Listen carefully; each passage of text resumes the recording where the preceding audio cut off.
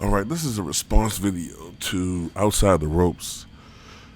He was talking about how a lot of Floyd Mayweather fans or fanboys try to denigrate a legend like Sugar Ray Robinson. They'll talk about how Floyd is 49-0 and how Robinson lost 19 bouts, which is a stupid comparison.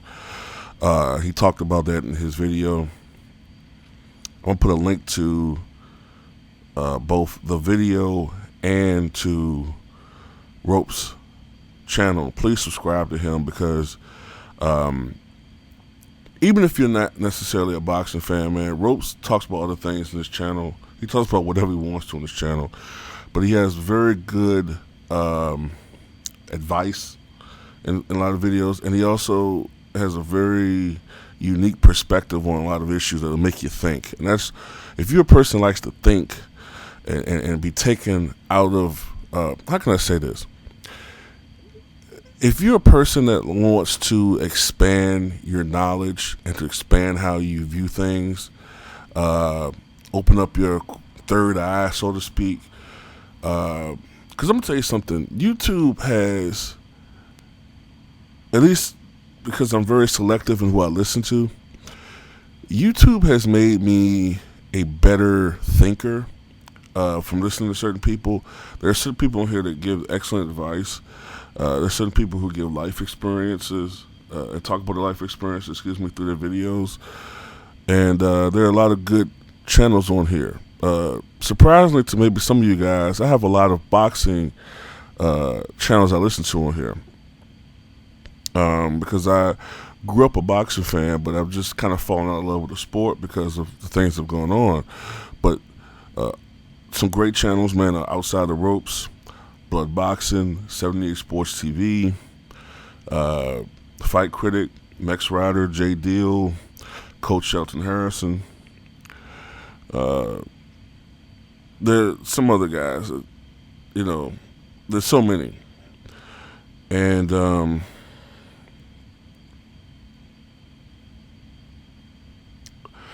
so many different great channels on here. But the video that piqued my interest that Ropes did was he was talking about how a lot of Sugar Ray Robinson has been denigrated by a lot of Floyd Mayweather fanboys. And they'll talk about, because they're not secure enough in talking about Floyd's legacy, they feel like they have to bring somebody down. They'll say, well, Floyd's 49-0, but Robinson lost 19 fights.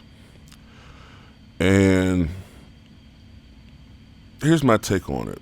Now, like I said, I'm not a huge boxing guy, but I did grow up learning about the greats.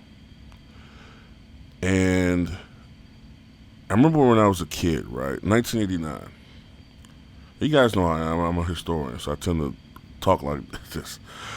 1989, I remember we lost a lot of legends, right? In so many different fields. Let's see. I remember in entertainment, we lost Lucille Ball, one of the great comedians of all time.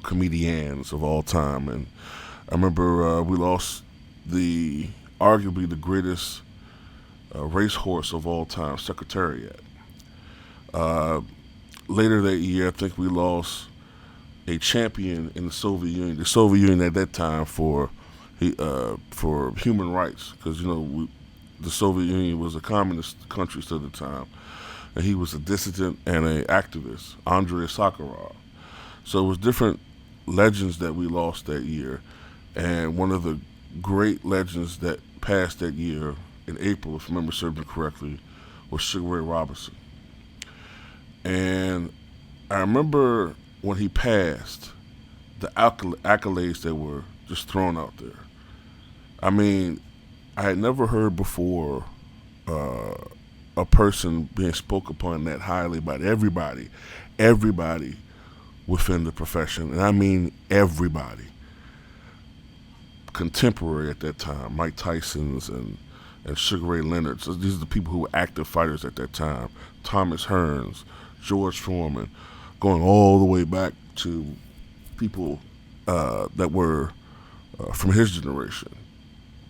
Retired fighters, trainers, managers, different boxing personalities, all stated that in unison that Sugar Ray Robinson was the greatest fighter of all time. And the respect, the level that he was at, even though at that time, Robinson, at the time of his death, was wasting away from dementia or Alzheimer's, or technology-wise, he might have even had something like CTE, that which is very, which is highly possible due to how many times this guy got hit in the head, in particular as he slowed down. But this guy had the respect of so many people in the sport of boxing. And then Rope said that you got to take into account that 11 of his 19 losses came after the age of 40. And that's very true. I was looking it up because I wasn't totally sure, but Robinson fought all the way till he was 45 years old. He was 45. And up until that last year, he was still fighting competitive fights against ranked opponents. He wasn't fighting, it's been this adage that he was fighting taxi drivers and all this stuff to sort of denigrate his legacy. But people got to understand that back in those days, boxing didn't pay the money that it does now. You didn't get a guaranteed $500,000 or $1 million or multi-million-dollar contract fighting people. You know what I'm saying? You got paid. The boxing was still largely mob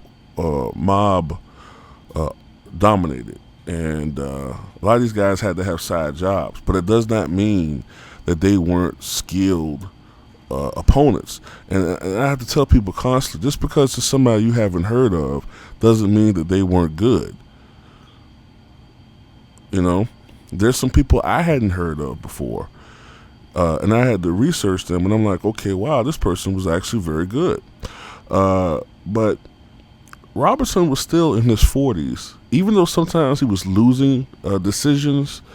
It wasn't like he was getting knocked out. He was losing decisions against opponents that were still, although they weren't championship caliber fighters anymore, he was still losing to ranked opponents. It wasn't until the last couple of years he was starting to lose to people he had no business losing to, when he truly was diminished.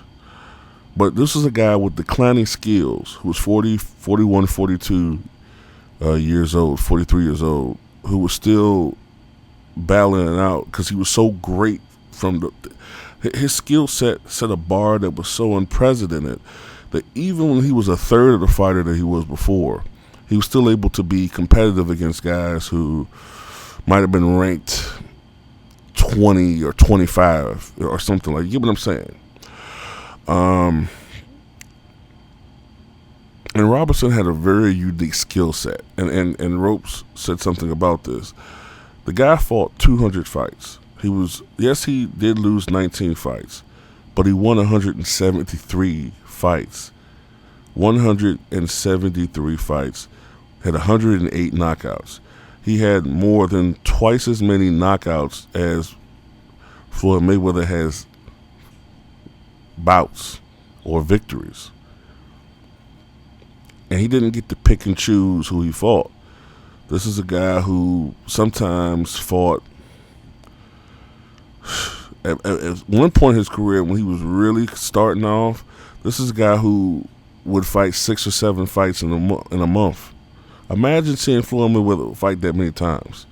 And like he said, with his hands being brittle, he wasn't, Floyd had issues with his hands. Well, you couldn't take a year off or 6 months off to rest your hands. You had to fight somebody. So you could already see that if he fought in that era, he would have problems with his hands. And he would have to be a true defensive fighter to win, I guess. And he couldn't be offensive minded. He couldn't throw anything back. And just fighting that way to the extreme, I don't know. It's just it was a whole different animal back then. But Sugar Ray Robinson was the ultimate fighter. From what I remember about him, he was exceptionally fast with exceptional reflexes. Imagine Muhammad Ali, right? He was sort of like Muhammad Ali, but giving him power in both hands. Not that Ali couldn't knock people down, but imagine prime Muhammad Ali, 1960s Ali. Give him power in both hands, right? And also making him sort of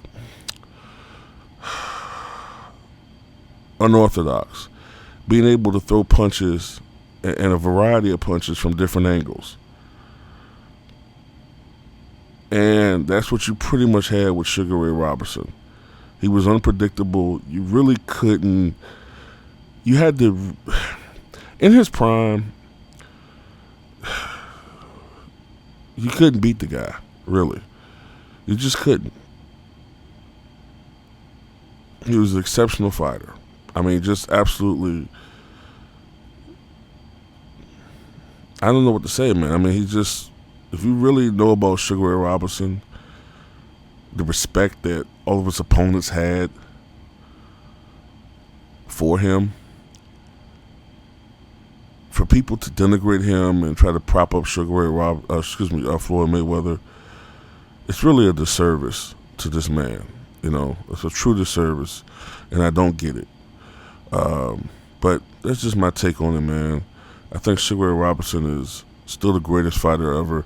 I mean, some people like to talk about Muhammad Ali, and, you know, I think he's possibly the greatest heavyweight of all time, but when it comes to the greatest fighter, I think there's nobody other than Sugar Ray Robinson at the top of that list, man. He was absolutely the greatest. And even Muhammad Ali felt that as well.